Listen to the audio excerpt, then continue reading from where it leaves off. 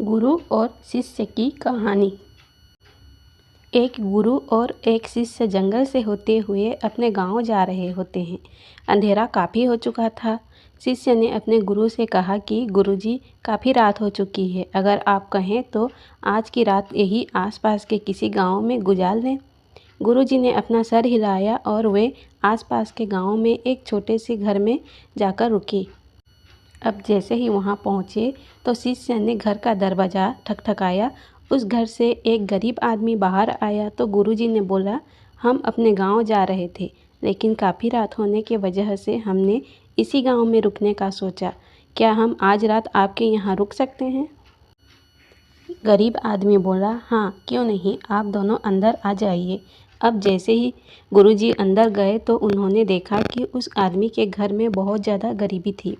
गुरुजी ने उससे पूछा कि आप क्या काम करते हो? वह गरीब आदमी बोला कि मेरे पास बहुत सारी ज़मीन है। तो गुरुजी ने बोला, अगर तुम्हारे पास बहुत ज़मीन है तो इस तरह से क्यों रहते हो? वह आदमी बोला, यह ज़मीन किसी काम की नहीं है। गांव वाले बोलते हैं कि ये बंजर ज़मीन है, यहाँ पर कुछ भी नहीं उगाई जा सकती है और वहाँ फसल उगाना बहुत बड़ी बेवकूफ़ी है। तब गुरुजी ने पूछा कि तुम्हारा गुजारा कैसे होता है? उसने बोला कि मेरे पास एक भैंस है जिससे मेरा पूरा घर चलता है।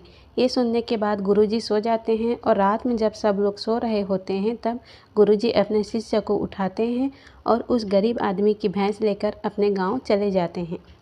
शिष्य अपने गुरु से पूछता है कि गुरुजी, आप कहीं ये गलत तो नहीं कर रहे हैं? उस गरीब आदमी की रोजी रोटी इस भैंस की वजह से चलती है।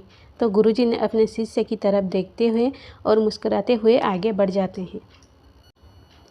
अब उस बात को तकरीबन 10 साल गुजर जाते हैं और जो गुरु का शिष्य था वह बहुत बड़ा गुरु बन चुका था। तो एक दिन उन्हें उस गरीब आदमी की याद आती है कि मेरे गुरु ने उस आदमी के साथ अच्छा नहीं किया था। मुझे एक बार चलकर देखना चाहिए कि वह आदमी अब किस परिस्थिति में है।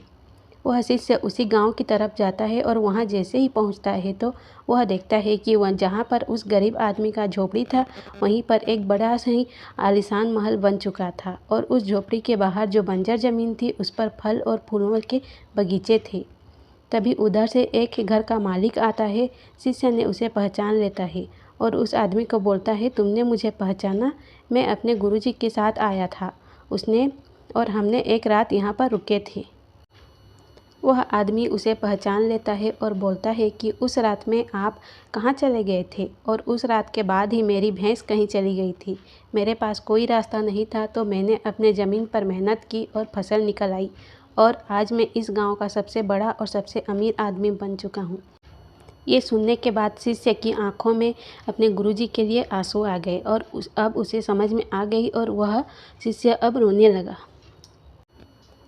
इस कहानी से हमें ये सीख मिलती है कि हमारे अंदर ऐसी बहुत सी टैलेंट छुपी हुई है, लेकिन हमें कोई ना कोई चीज़ रुका कर रखती है। वे आपके फैमिली वाले भी हो सकते हैं, आपको जॉब भी हो सकती है और कुछ भी हो सकता है। देखिए, आपके पास भी तो कहीं भैंस जैसी कोई दूसरी चीज़ तो नहीं है जिससे आपको आगे बढ़ने से रोक रखा है।